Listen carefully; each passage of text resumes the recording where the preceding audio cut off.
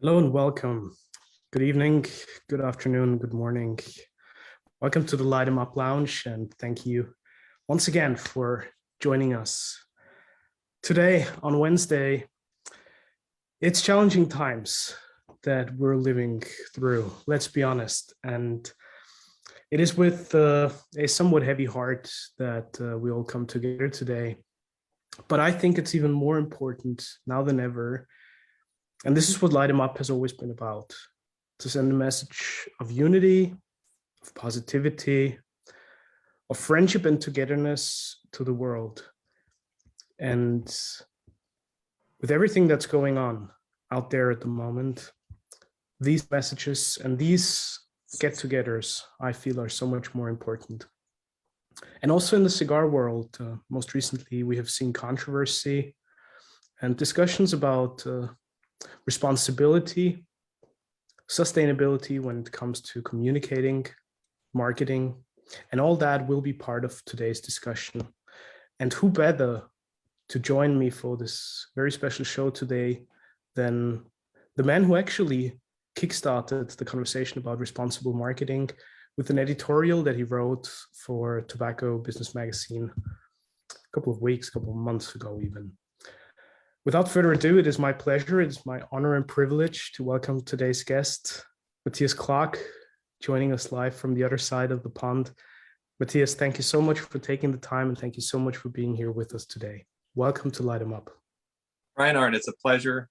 And, thanks for having me on here, but also what an incredible job you've done in building this community and in building this lounge. So thank you for inviting me to it. It really is just an honor. Thank you so much. Much appreciated. Now, obviously, we want to address the elephant in the room and the controversy that has blown up yet again just yesterday with an article from Half Wheel and the whole comments and discussion around it soon thereafter. But before we get into that, I would love for everybody to learn and understand who's Matthias Clock and why did you even care about cigars, premium handmade cigars in the first place? Sure. Well, I grew up in Oregon on the West Coast and grew up in a fairly anti-smoking community in general. So I did not have any exposure to smoking growing up. I moved to New York City in 2007 for college. And at the end of my freshman year of college, all of my roommates had moved out of our apartment. I was sitting there by myself on a single cardboard box, feeling rather sorry for myself. And I thought to myself, I should be celebrating right now. What do people do to celebrate? And I had remembered a friend who had mentioned cigars. And so I said, screw it. I'm going to go get a cigar. I went across the street on 36th and 6th Ave and got myself a Dutch Master cigar for, I think, 60 cents, something like that. And I took that to the roof of my building. I lit it up and proceeded to have half an hour of uninterrupted thought as I looked out over the city. And I'm kind of an ADD sort of guy. So for me to have an uninterrupted thought for more than 5 minutes is special, but to have a half an hour of uninterrupted thought was amazing. And so I told one of my good friends who I knew smoked cigars, I said, "Hey, Zach, I smoked my first cigar." And he said, "Oh, okay, tell me what was it?" And I said, I don't know. I think it started with Dutch, maybe Dutch Master. And he his face started to bulge and turn red. And I found out later that he worked at Davidoff a few blocks up. And he said, we've got to give you a different experience. And so as I went off to summer back home in Oregon, he loaded me up with a bunch of Fuente and Avo limited edition stuff. And I remember lighting up an Avo LE10 at a park. And I could have sworn I was eating a steak dinner. I just couldn't believe it. The impact and the complexity. And so that was it. I was off to the races. Whenever I get excited about something, I like to talk about it and write about it. And so that's really where I got hooked. And then when I came back to the city, I went to the Cigar Inn, which is now Casa de Monte Cristo on 53rd Street. And I just remember how easy it was to start conversations with people. And I think actually my first visit, Glenn Loop was there for an event, and he was in front of me. I was waiting to check out with my cigars, and he turned around and said hello. And I asked him who he was, and he said, "Oh, I work in the cigar industry." And it was just it was a fun time. So, the events and the website and everything came a little bit later, but that's really what got me, really helped me fall in love with cigars, was the flavors, the craft, the attention to detail, and the community. Speaking of community, you have built a tremendous community yourself. And as I said in my opening statement, I mean, today, more than ever, what we all need to cling on to, and what we all need to celebrate and to champion, is what brings us together. It's the common grounds that we share. It's the love that we all have, and as cigar lovers, right? It is that simple, humble piece of Mother Nature and human craftsmanship and time and passion. It's the humble leaf, it's the humble cigar, and it brings us together. How do you go about building those communities and solidifying relationships, where in times like these, it sometimes feels like there's so much that's pulling us apart, so much division and separation? How do you think about that, and what has been your approach to getting people together and always looking for that uniting element in things? That's a good question. I think for myself, I started organizing events in 2009 because there weren't really any cigar events in New York City that weren't sales events for different brands. And I thought to myself, there's got to be some way for people to meet and talk about cigars and not feel like they're, they have to buy something or that they're getting pitched, et cetera. And, we've done 130 plus events. David and Kevin, Christian, the guys who work with me on these events and on our blind reviews, et cetera. We've done over 130 events and brought probably 8,000 people together since 2010. And what gets people interested and excited is, at least in my experience, it's when they encounter they have a revelatory almost experience smoking their first cigar with some guidance, right? And a little bit of attention and education, but it's really the shared relationships with other people that keep them coming back. I mean, we have events we have people who have been going to our events for 10 years now, and I remember seeing them when I was still a 140-pound skinny string bean kid in college organizing events, and they're still coming. And it isn't because they're a fan of one brand or just because they love the product itself. It's because they love what the product can, they love the opening that cigars make for conversation, for new friendships, and especially in such a diverse place like New York City, where there is, there are people from all walks of life. I probably spent 2 years at my events just amazed to see the incredible diversity of the people coming to our events. We had musicians, lawyers, detectives, state officials, bartenders, craft spirits nerds, and 22-year-old guys who just moved to the city for work and wanted to get plugged into a community. It's like that whole thing. And I see those friend groups now. And that's what I think keeps people coming back. And then of course there's the tradition and the craft of the product itself, and the excitement of new releases.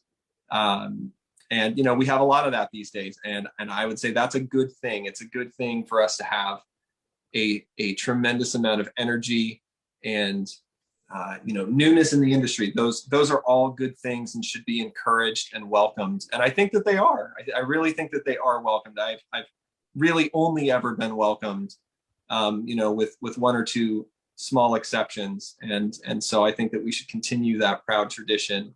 And then, of course, have an aim as a community and be sure to protect the access to products that we have in the industry that we have for the next generation, right? Because other countries have proven that, you know, there are future generations of you know, Canadians and Australians that won't get to see the artistry and the culture, et cetera, because of the regulations that have been handed down. And so we do have an obligation as a community, and that's all the way from the brand owners down to consumers. We all have a shared responsibility to be able to pass this beautiful thing on. Absolutely. You know, what strikes me sometimes is brothers and sisters of the leaf are terms that get thrown around rather easily sometimes in the industry. And I mean, the current conversation about responsible marketing just proves yet again that it's not just buzzwords. You know, we got to live by it, and we have to stand up and fulfill that promise that we're giving each other when we're having those conversations, and when we rightfully call each other like the family of the leaf, but we have to act like a family where we're all together, we're all one, and we're trying to come together. Now, this sort of all leads us to one of the main conversation points for today, obviously, and that is the whole controversy. And I would love for you to probably briefly go back in time a little bit as to when you wrote that original piece for Tobacco Business Magazine. Why did you even come up with it in the first place? Why now? And maybe let's explain a little bit the landscape that we're talking about for those that probably are less familiar with the whole discussion going on at the moment. Sure. Yeah. I mean, so we're at a time, you know, as an industry that has frankly been difficult to comprehend in a lot of ways. I mean, the FDA has proposed and seems to want to move forward with, you know, there was the deeming rules regulation and the whole, I mean, I remember all of the industry upset a few years ago when the public comments were open for that. And, you know, so there's this sense of impending restriction or crackdown from a government agency that has proven over and over again that it really has no interest in following science. It has an interest in reducing the total number of smoking of any kind. Like, that's its stated goal. And so its policies and arguments, at least in my opinion, seem to fit neatly within that box of that stated goal.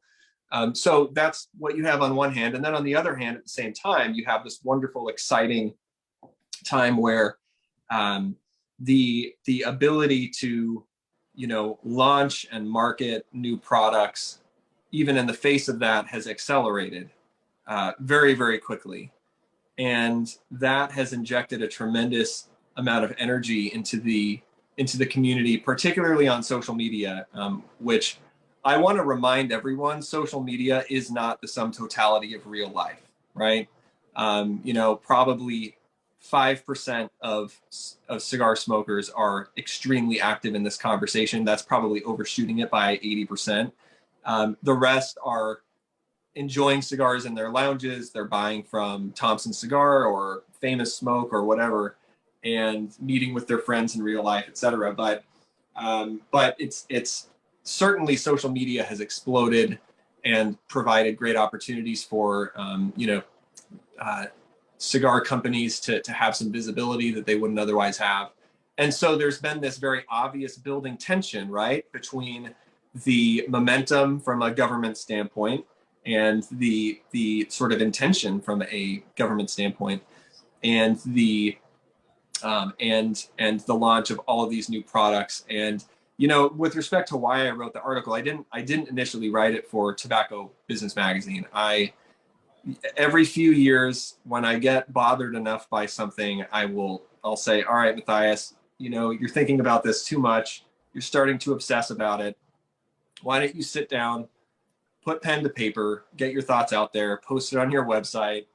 And so I did, and I called it the strange death of the cigar industry, because sort of in reference to another political commentator who wrote a book, Douglas Murray, on the strange death of Europe, which I won't go into now, but the basic point is the strangeness that I've observed is that there has been a series of incredibly risky marketing decisions and branding decisions that have made by some cigar companies, including a cigar that I just saw on my Instagram feed about 40 minutes ago that is branded to look exactly like a Snickers bar. There have been this series of cigars that have been branded in a way that could be easily conceived or even misconstrued, to put it graciously, to market towards kids. And so the strangeness that I pointed out is, this has been happening for years. Why is no one talking about it? Why is the cigar media not talking about it? Why is the PCA not talking about it? And look, I'm going to be humble here. They may have been talking about it. I just didn't see it. And so I thought to myself, well, I will write something. And so I did. And, mostly got positive feedback on that article. And the basic point at the end was, we can protect this industry. We just have to try, right? We just need to have a conversation. We just need to get on the same page. And, for that reason, I'm not surprised by the controversy. I think that it's an obvious and necessary, maybe even a good sign, right? Because at least people are starting to pay attention. And so that's why I wrote the article. It was shared quite a bit. And I reached out to Tobacco Business and said, hey, would you guys like to publish this? And they said, sure. And they published it. And then, there was a series of statements that went out from other organizations like PCA, maybe a week after that article landed in shops. Half Wheel, as you mentioned, recently wrote an article.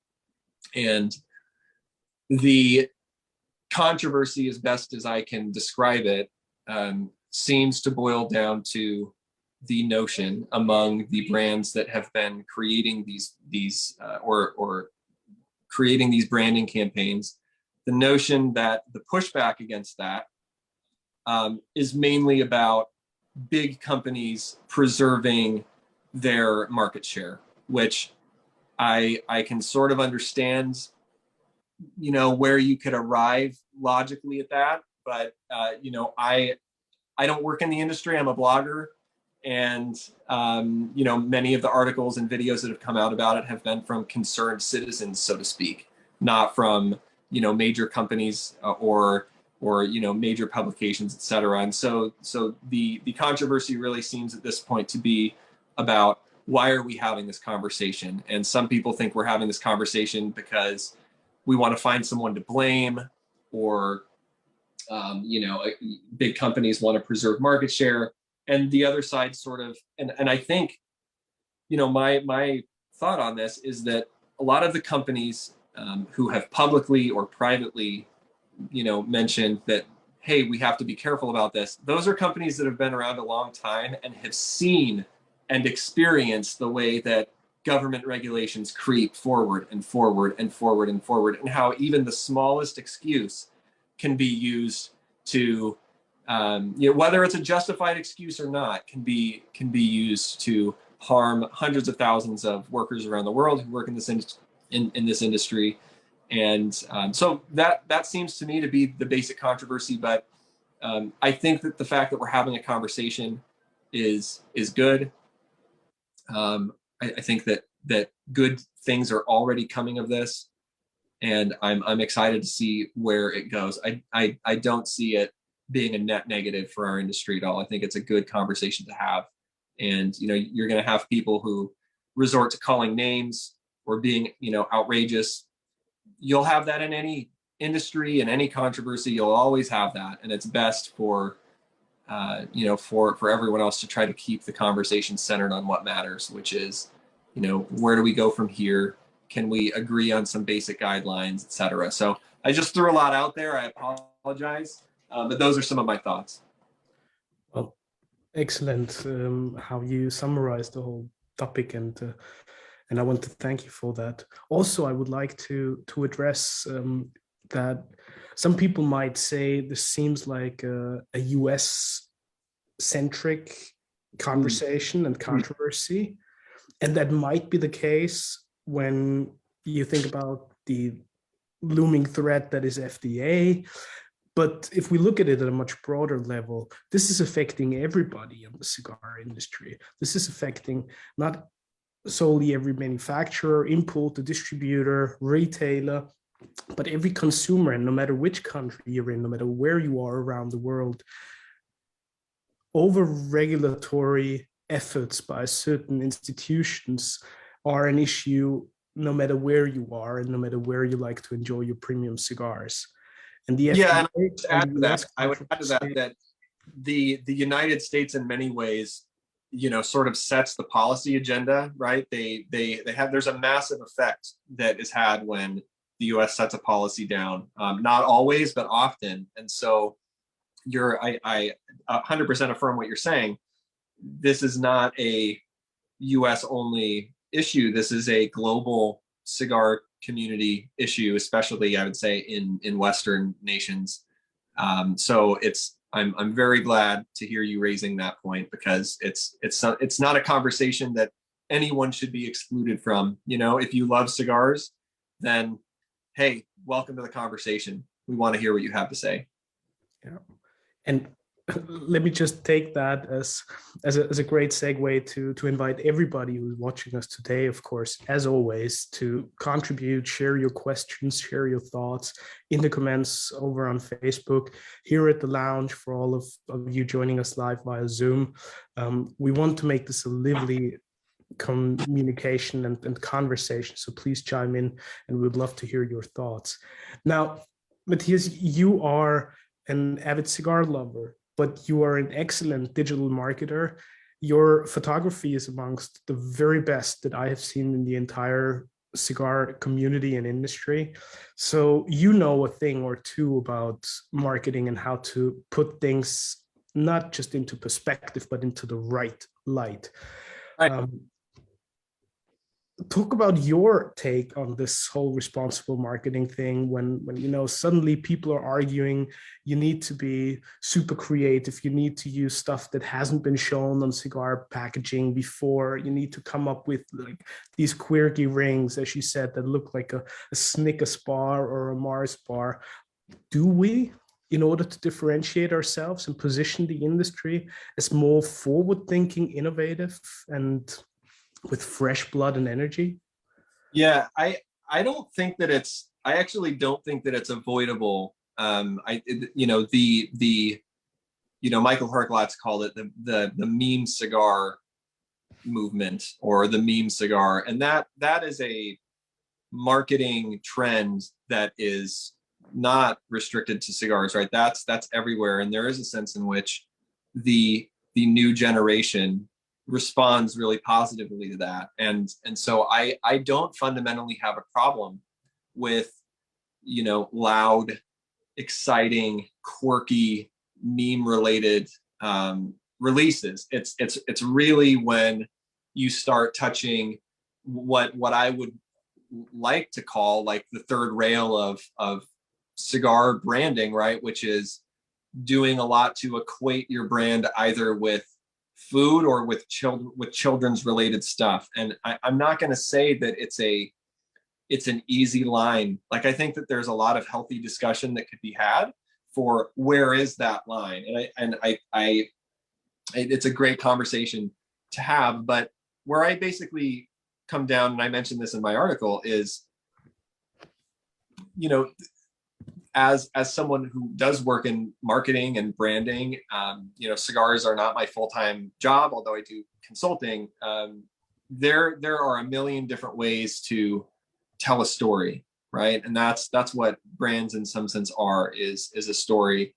And so I just don't view it as necessary. I don't view, the classic example being the, Cookie Monster from Privada Cigar Club, which, wasn't technically named that. And, I think that they've stepped back from that in a really healthy and admirable way, which is good. And hats off to them for that.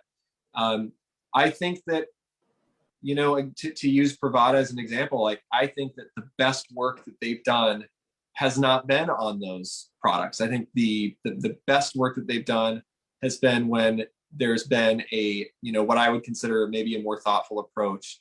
They had a limited edition cigar that came out in 2021, like the end of last year, which I thought was spectacularly presented. I haven't smoked it yet. I just haven't had a chance to, but there's too many other good ideas that don't risk the future of our industry. And so I just don't think that it's a risk that is needed. And that's my basic kind of opinion on that. I just think that there's too many ways to tell a good story. And that's really all I have to say about that. And I would say and argue that one of the crucial points that you mentioned towards the end of your statement is the critical aspect is not your creative freedom and whether you want to, color and decorate your cigars with food items, some fancy comics or other marketing spiel. But the critical component is your creative freedom somehow stops where you're putting the industry and people's livelihoods in danger because of what you envision to be creative and fun. Right. And there, the debate seems to break down into two camps right now. It seems like there's sort of the principled and then the realists, right? And the principled people would point towards these, cigars that have children's or young adult characters on them or candy related branding, et cetera. And they would say, look, kids don't buy premium cigars, therefore it's not a problem. As if we would have our day in court to convince the FDA, and as if they actually would have an open mind to that type of discussion, right? When we've already discussed how they have a very specific and concrete goal, which is not in line with any of our interests, essentially. But then you have the realists who point out it doesn't matter, what the excuse is, so to speak, or the sort of like legal minutia. We have to self-regulate ourselves. I think that's something that maybe was mentioned in the Half Wheel article was, how can we petition the government and say, let us self-regulate if we cannot self-regulate, right? If we're proving with different brands releasing products that we can't. And I want to say hats off to Half Wheel, Charlie, for writing that piece, because he did justice, I think, to the argument in general. He presented the counter arguments. He obviously has his own perspective, and that's great. Everyone's allowed their perspective. But I think he did a good job of really fleshing out what I mentioned in my article, which is, what would this actually look like in a discussion with people from government agencies, right? What it would look like is them cherry picking endless examples over and over again. And that's probably where that discussion would end. And so, yeah, if we're going to say, let us self-regulate, then we have to be capable of doing that. And I think we're beginning that conversation, and hats off to us. That's great. It's good that we're moving in that direction. Matthias, to support your argument, just today, the news broke that next Thursday, the National Academy of Sciences, Engineering and Medicine, in short, NASEM, will release the much anticipated report on premium cigars, which will ultimately set the stage for future cigar regulation in the US, at least. Right. And this new report obviously examines 4 different premium cigar topics, one being product characteristics, second, patterns of use, thirdly, health effects. And the fourth point is marketing and perceptions. And I think that is very important as well, because it's not just a matter of what is your intention with the marketing that you put out there, but the word perception is so crucial because it gives a lot of room of interpretation to the regulatory bodies as well as to how they feel those actions are actually perceived or how they perceive it themselves, right? Yes. Yeah, I think that's spot on. Pointing out the word perception is a great point, because it fundamentally says that it's not about the intent of the manufacturer or the company, right? It's about how is this product being perceived by the market. So good point. Very good point. Now, we had a question from Ian here, and I would love to hear his opinion on the topic. Thank you. Interesting conversation, and I sort of feel powerless as to what we can do with the regulators. They seem to aim at the wrong targets. I mean, it doesn't really matter what's in a blend and all this nonsense about was your blend in existence in the past. Does it really matter? Because, you know, a cigar is a cigar, and whether it's got the same leaves and the same blend as it had 20 years ago doesn't really matter. And I don't know how we get through to the regulators and the politicians that, you know, it's a different product. I mean, no one is saying that there's a problem with under 18s smoking cigars, because there isn't a problem. Right. It is just, you know, they can't afford it. They're not interested. Okay, there are a few kids who will smoke cigars, but, you know, there are a few kids who will take marijuana and take heroin. But, you know, we don't. You know, we don't set our whole policy on the minority that are doing things wrong. I don't know how we get through to the regulators that this is a different industry from tobacco, from cigarettes. I think one of the problems is that the cigarette industry has been deceitful in the past, and for years they pretended it was healthful and so on. And there's this anti-tobacco feeling, you know, in the country, your country, in America, in other places. And I don't know how we get over that. I don't know if you've got any thoughts on that. Sure. I mean, I do think that, you know, it's not that's not necessarily the easiest or happiest of topics, right? How do we get through to the regulators? I think because in at least in my opinion, they've proven that they're not particularly interested in listening or even in setting a fair playing field, right? I mean, we've had regulations with cigarettes even where you know, companies have to submit products for testing, and they've submitted like small companies, new companies, right?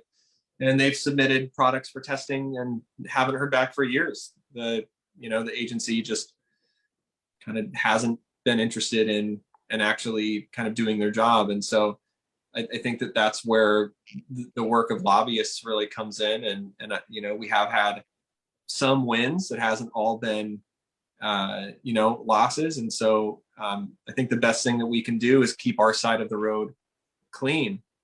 And that's why this conversation is, you know, why it's important and why I'm super happy that it's happening, and why it's happening in a controversial way. At least it's bringing some, you know, awareness that hasn't been there before. But I don't know what the magic bullet is. I would love to hear from anyone else on this call what the you know, magic solution is to getting through to regulators. That's kind of outside of my skill set, I'm afraid. I mean, my late father always used to admire the French because they say live and let live. And, you know, with cigars, you know, I know there are health risks, but I'm prepared to take them. I enjoy them, and I don't want somebody else interfering. And it's just strange. We have a situation nowadays where, certainly in America, things like marijuana are becoming accepted and being legalized all over the place. But cigars are being clamped down on, and it's just extraordinary because they're far less harmful than, you know, smoking marijuana, and then that's a gateway to other drugs. And I just, you know, I'm sort of in despair as to what we can do. But yeah, there we are. That's just my paper.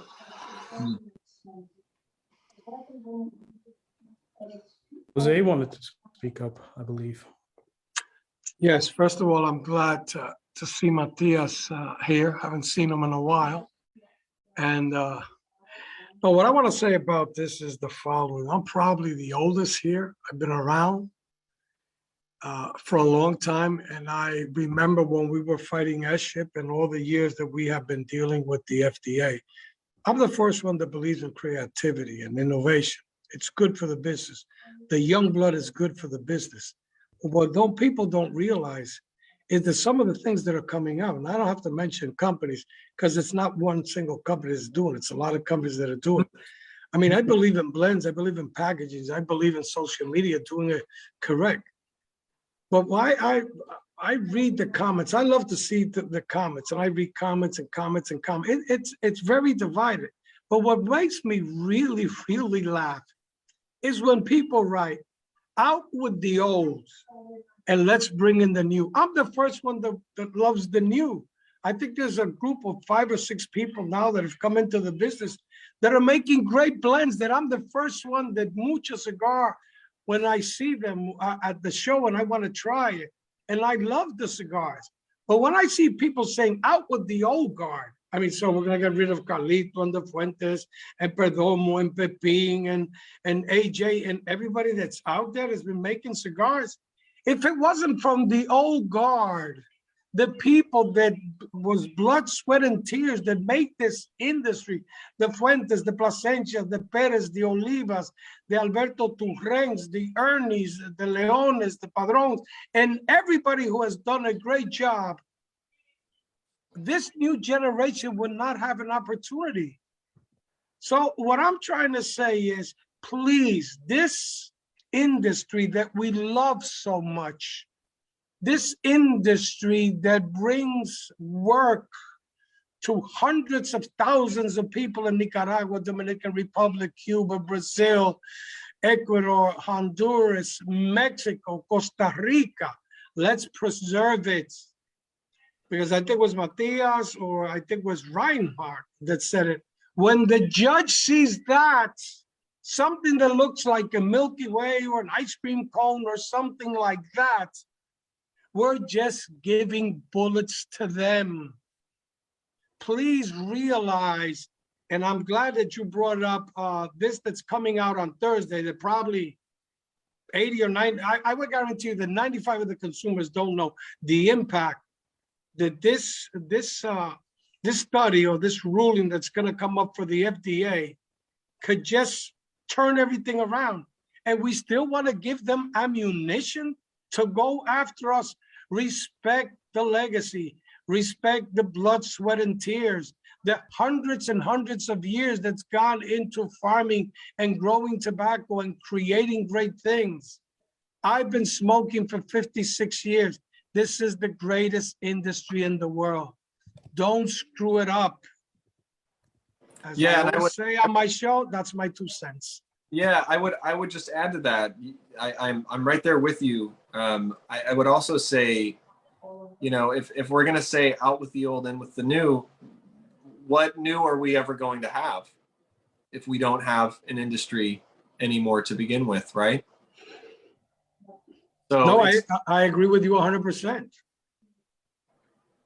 Yeah, and I think that's something that we all should be able to agree on, because I think that we've all been profoundly enriched, and you know, our lives have been made better by this wonderful product, and we want to be able to pass it on. You know, that's fundamentally my concern, is being able to pass it on. But one last thing, we have here a young man that's the 5th generation that I kind of like him sometimes, Jeremiah Merofel. Could you imagine what our industry would be if his father, who sacrificed his life, dedicated to Cameroon to help 25 to 30,000 people survive, we would not have today one of the greatest rappers, in my opinion, on that. So we want to make that disappear too? And all the countries that grow tobacco? Because I could tell you, with all the people we have against us, the Cancer Society, the Doctor Society, the Heart Society, all those people that are after us, plus the government, we want to give them ammunition towards this? So let's respect our fathers, our grandfathers, our great-grandfathers, and generations of families that have given even their lives to continue with this business. And let's really keep making this the greatest industry in the world. That's my last 2 cents. You're here. Amen, Jose. Amen.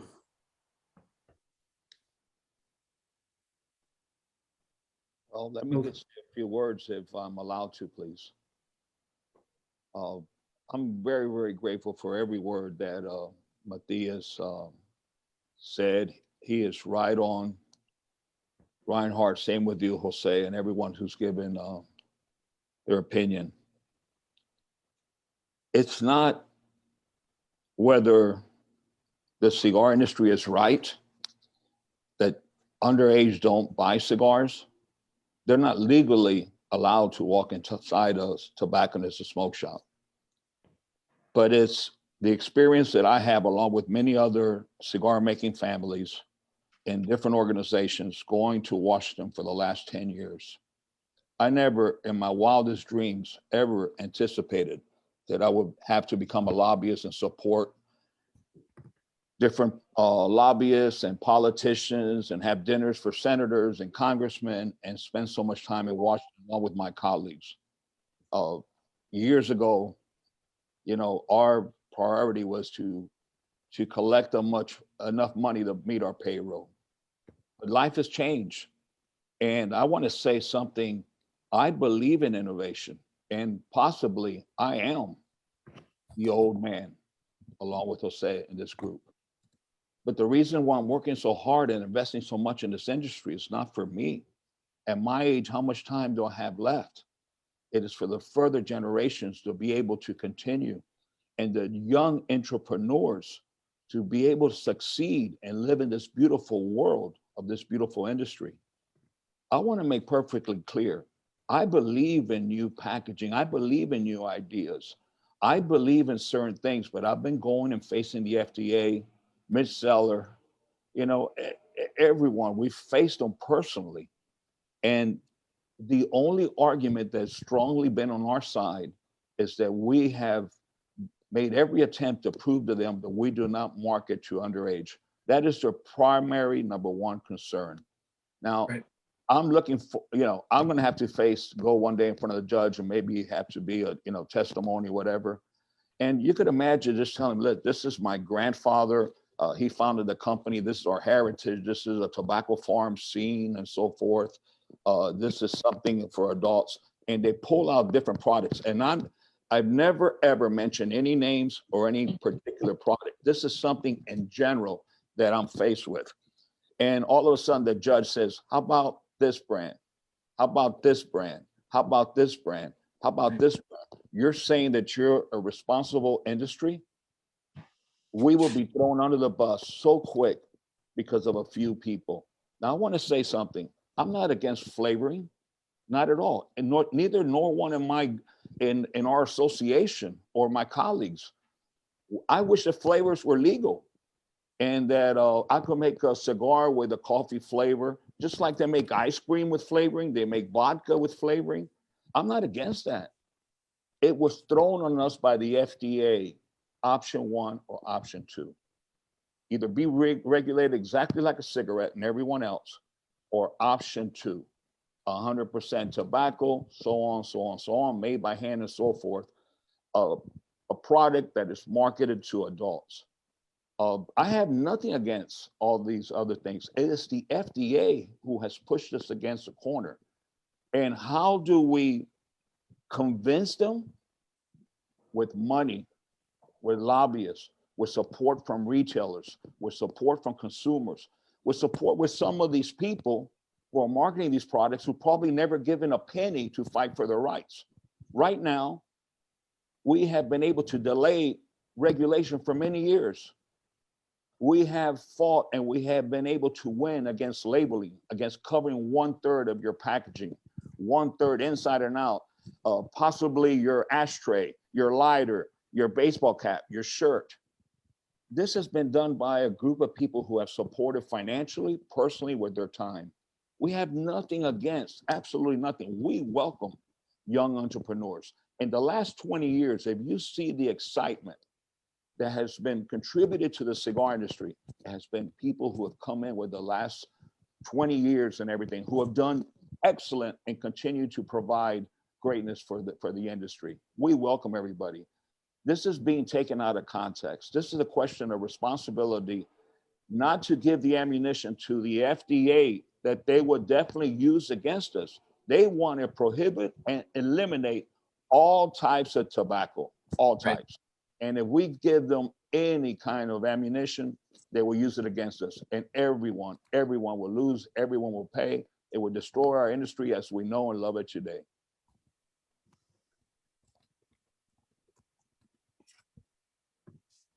Spot on. Carlito, I want to thank you from heart for taking the time and joining us here today for this. And at least I feel that way. Such a very important conversation.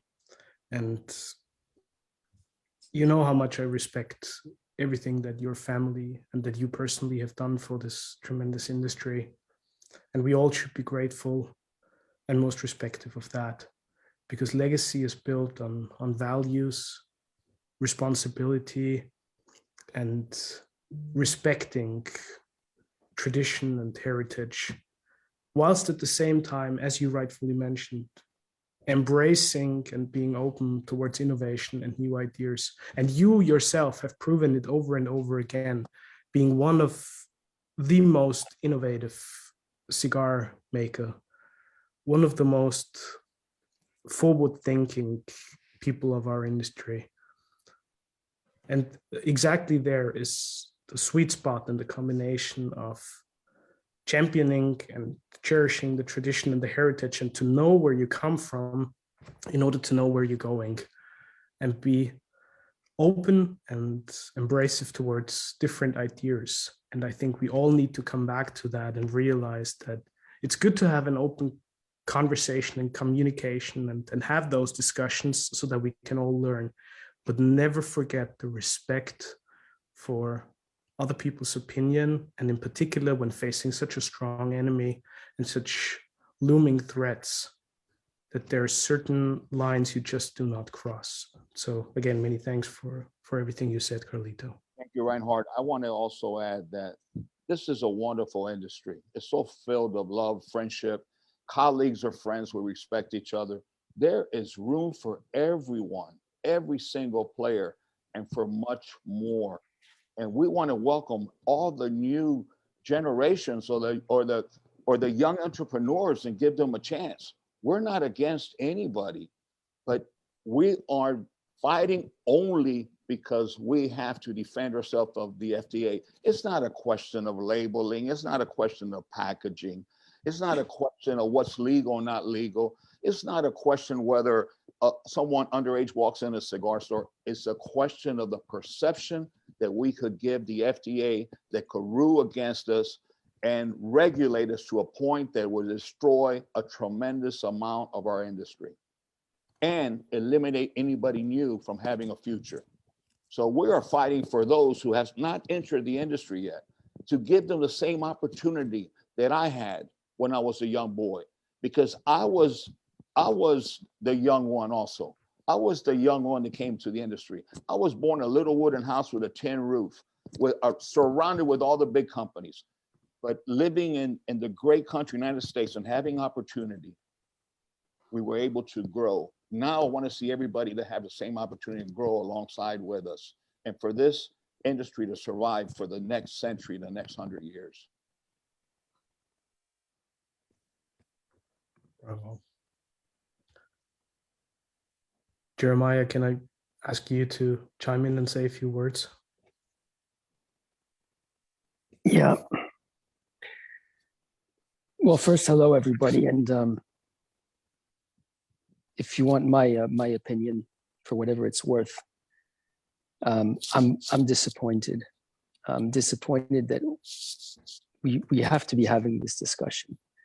I'm disappointed that anybody has to publish anything asking the industry to behave itself, asking players to look out for the best interest of our passion of the premium cigars. I think it's a pity. I think it's wrong. And it reminds me of, thinking back on, Jose said earlier on, we're from a very old multi-generational family business, which learns from generation to generation. 150 years ago, when my great-great-grandfather finally established the company, he had learned from his father and grandfather who were trading tobacco transatlantically, and he learned something from that experience. And he passed that down to his children. And it's not only about tobacco, and it's not only about cigars, it's about the values, and it's about the respect. I grew up as a difficult child, to say the least. I was witty, I was rebellious, and I had my own ideas. And more than once, I would turn around and think, yeah, dad is wrong, or my grandfather is wrong. But I was also educated in an environment where you respected your elders. And whether or not you thought they were wrong, you would learn from them. You would listen to them.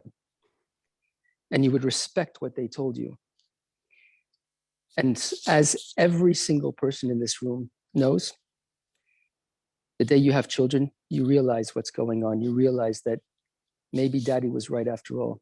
Maybe the wisdom of learning from parents and grandparents, you figure it out when you get older, and you realize that, experience may have something to do with this. And this is exactly what I'm seeing today. I'm seeing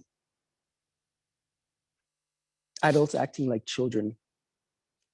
I'm seeing people not listening to their elders, not respecting their elders, thinking they know better, wanting to be different, which is wonderful. But it's only wonderful if they move things forward in a way where they've learned something. And I'm disappointed that in an industry which has survived everything, and God knows, my family's survived everything so far. Hell, I'm 44, I've had typhoid, I've had yellow fever, I've had malaria, and everything else in the book. Spent the better part of half of my life in the African jungle. And then I have to deal with this. I have to deal with childish play that simply haven't realized yet that we need to learn from our elders and open our ears and respect that there's a bigger picture than just ourselves right here. It's fun. I see my children do it as well. It's great to get controversy going, and it's great to make lots of noise and, take a spoon and smack a glass with it and get everybody's attention. But this is not what it's all about.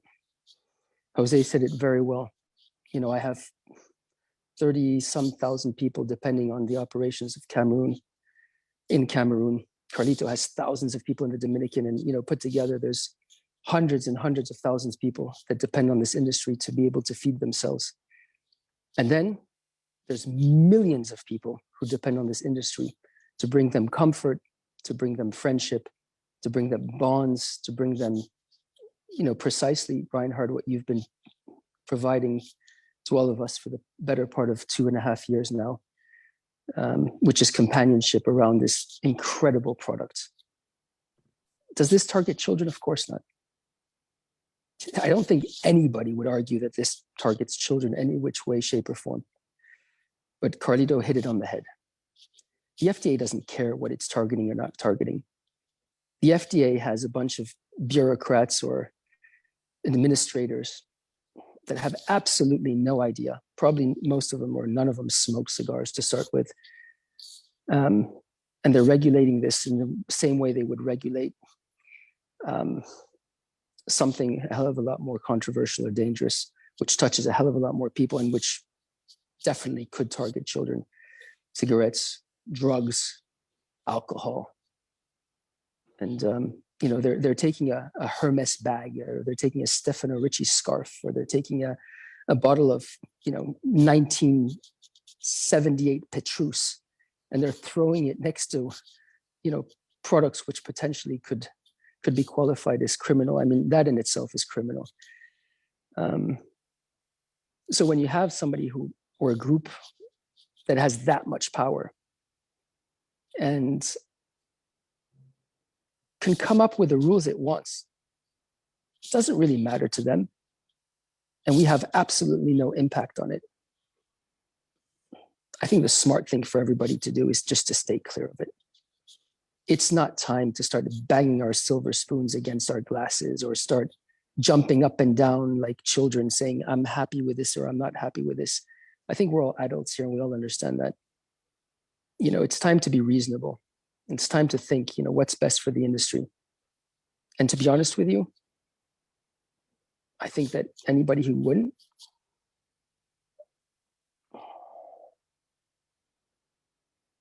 are not looking after the industry, they're looking after themselves.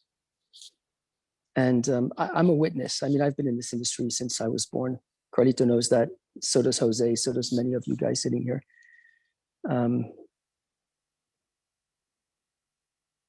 The general atmosphere in this industry is that the industry looks after the industry. And if I have a message to anybody today, or anything, or any company, or anybody out there, it would be, listen, let's just focus on what's important. The premium cigars. Nothing else matters right now. Nobody, no company, nothing matters apart from premium cigars. And if that's something which we all love as much as we say, then we just should focus on that particular point and protecting it. And Reinhard, you've been vehicling Matthias. You know, I saw, you know, lots of people arguing that this is important, and I agree. Now, all of the politics behind it, set it aside. Stop weakening ourselves. You know, this is irrelevant. We have a much more important message to get across to the FDA. And that message is, this industry is one. We're not targeting kids. We're not targeting teenagers. This is we're not targeting anybody, actually. This is we're providing a very, very sincere luxury product to an adult audience. Leave us alone. So as Jose would say, that's my 2 cents.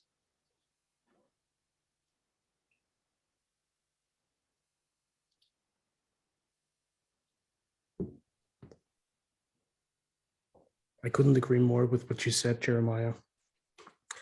And as I said at the beginning, if we always talk about the brothers and sisters of the leaf, and we double and triple down on the family of the leaf, let's make sure that we live up to that promise and that we put our money where our mouth is, as they say, and act like a family, act like people who,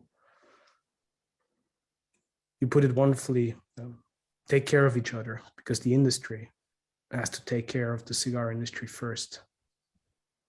Because if we don't do it, nobody else will. I would love to bring one question into the conversation that came up over on Facebook, and that is that certain entities or players of the whole controversy of the last days probably believe that they're being scapegoated at the expense of the old guard, or sacrificed to protect the old guard. It's a victim's perspective, and it has to be addressed as well. And I'm curious to hear your opinion on that, because I mean, it's easy to first put a strong argument out there and then put yourself in the role of a victim. But do you actually believe that that is probably their point of argument, or where they're coming from, fearing to be scapegoated at the expense of the old? Well, I can pitch in here. I mean, I think that that's that's certainly one of the arguments that's being made, and I don't see much evidence for it. So just to be transparent, I just view it as a distraction or an excuse. I mean, I think that I gave this conversation a nudge because I care deeply about this industry, even though I don't work in it full time in any sense. And I've heard from people who are members of these other communities and people who aren't, and most everyone has agreed that it's a conversation that we should have. So I don't know. My opinion is that I don't think that anyone's being scapegoated. I think that we're having a long overdue conversation. And, I named names in the article that I wrote, not out of any desire to harm anyone's business, but just because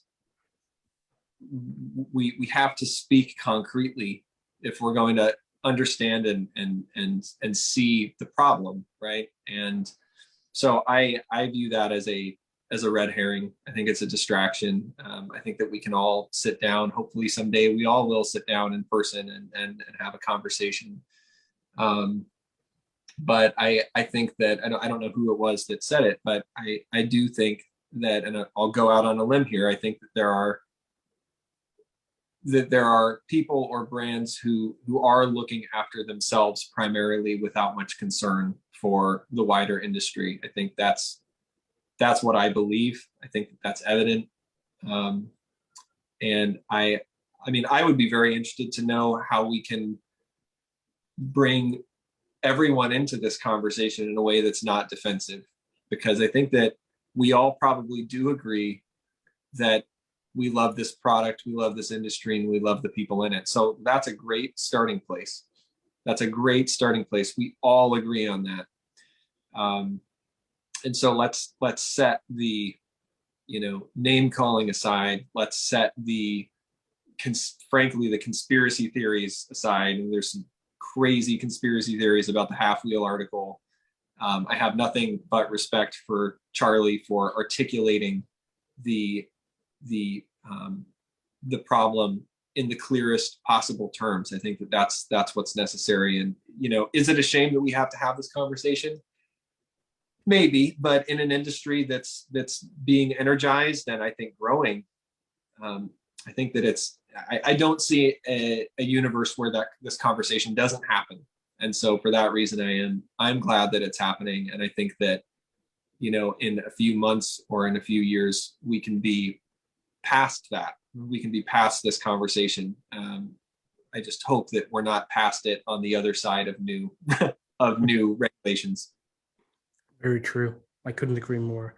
Now, Matthias, all the people that know me know that I'm a very glass half full sort of person, and I want to focus our conversation on the positives and the good elements as well.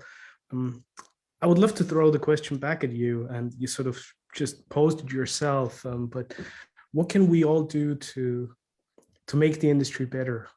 How can we all do something for the better of the industry, and how can we build bridges now with the division that we have seen through the industry, much rather than creating more separation and controversy?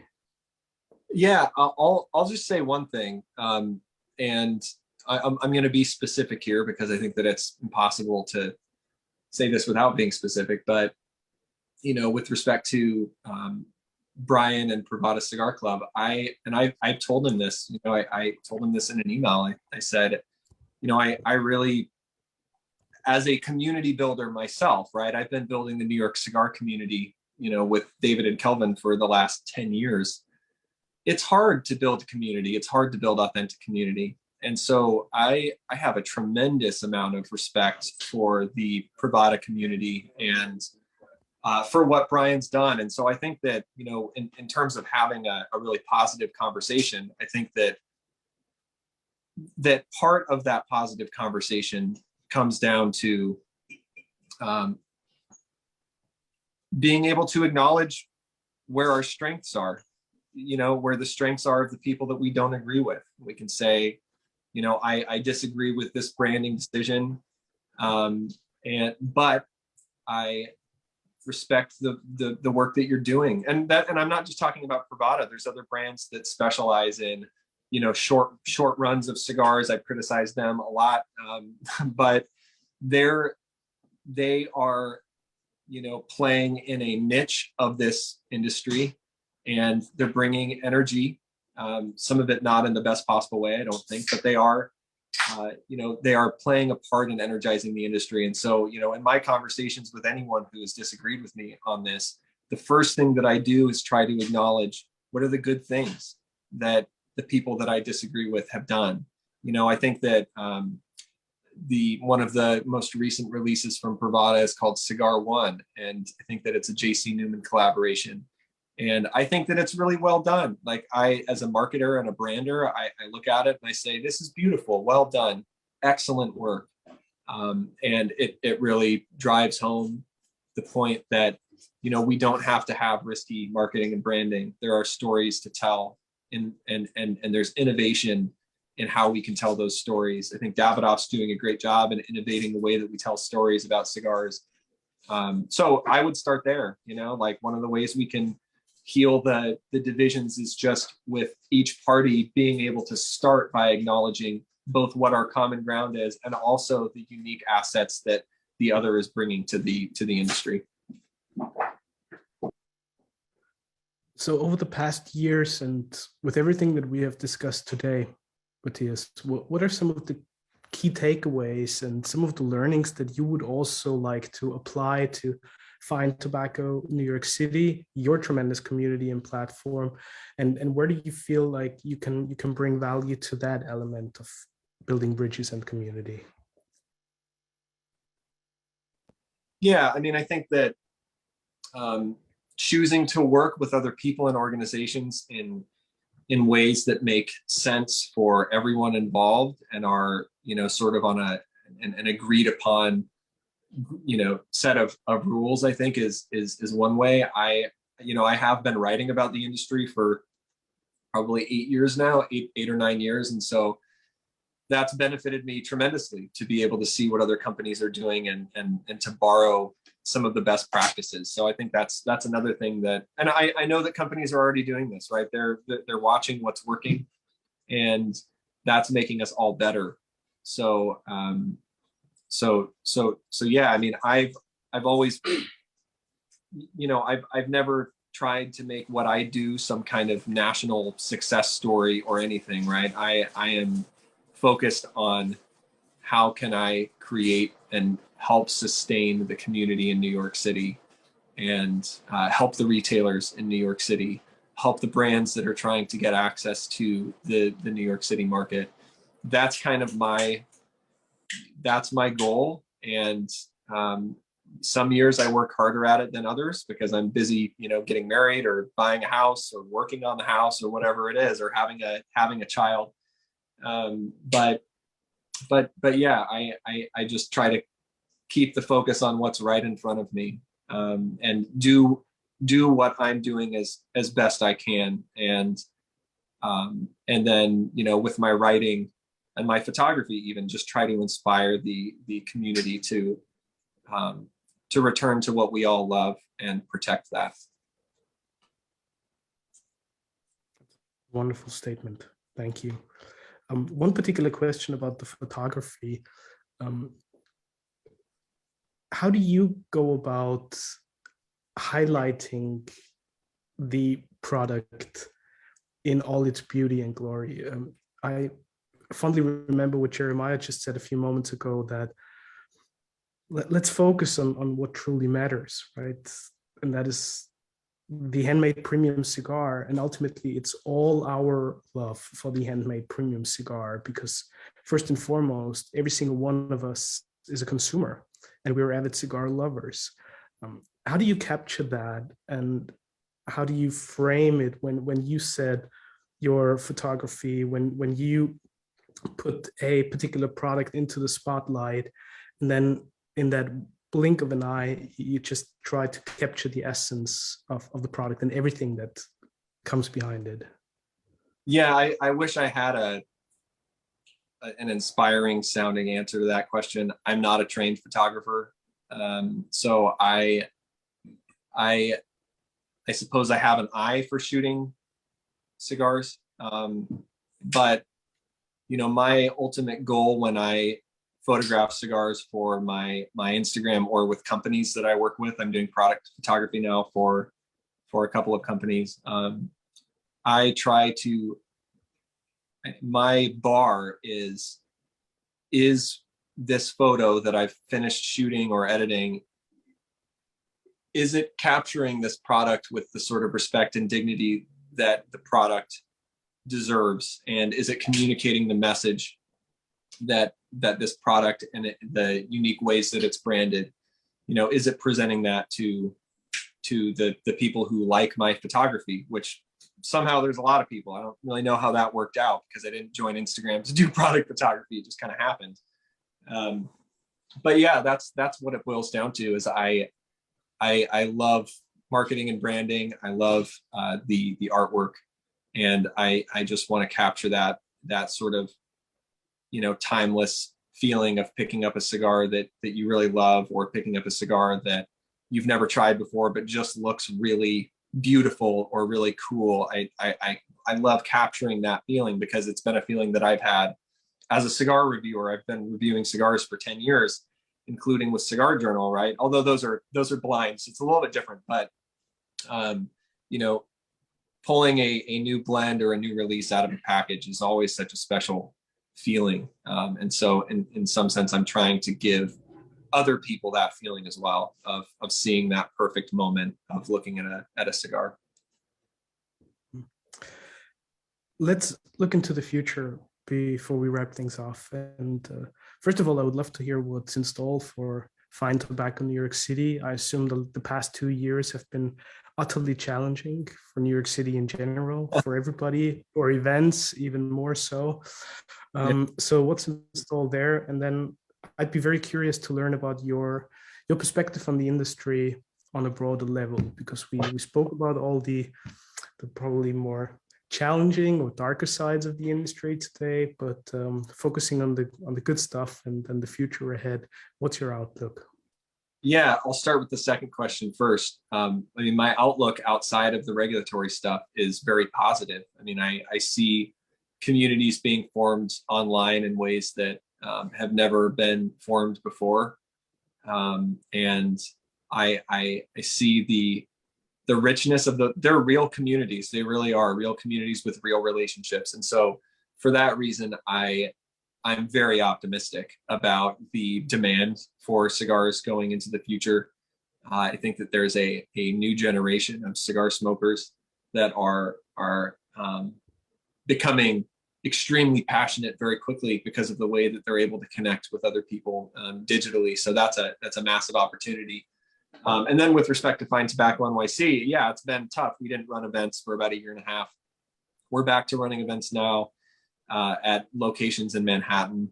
And we're doing virtual events as well. So we have a series of virtual events called Perfect Pairings, where we ship packages out to attendees that have a flight of scotches or rums or whatever it is, and then 2 cigars from the brand that's sponsoring the event, and we bring the brand ambassador or the blender on to spend a couple of hours to just talk about the product, talk about how it's made, what goes into it. And those have been incredibly popular. Those have been just as popular as the in-person events, and we have people from all over the country that join those events. So yeah, it's going well. I think it's only going to get better as the mandates finally begin to get rolled back.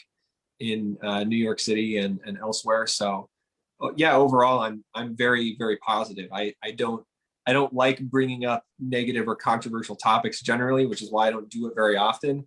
I tend to be a glass half full kind of guy myself, and I like focusing on what can we do, right, with the situation or the time that we have to bring about a better community or a stronger industry, etc. So yeah, I'm very positive. Bravo. Matthias, I want to congratulate you because you have done a tremendous job over the past 10 years building communities, and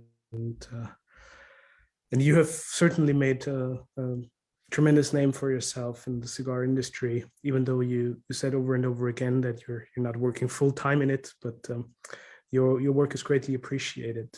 And I believe that with the topic that you brought up, it is an important conversation. And as much as I would love for us to not have that sort of conversation, because we would all respect and care for the industry, now we're here and we're having the conversation. And I truly hope that today we could offer a few different perspectives and angles and maybe shed some light on what otherwise is a rather emotional conversation and discussion.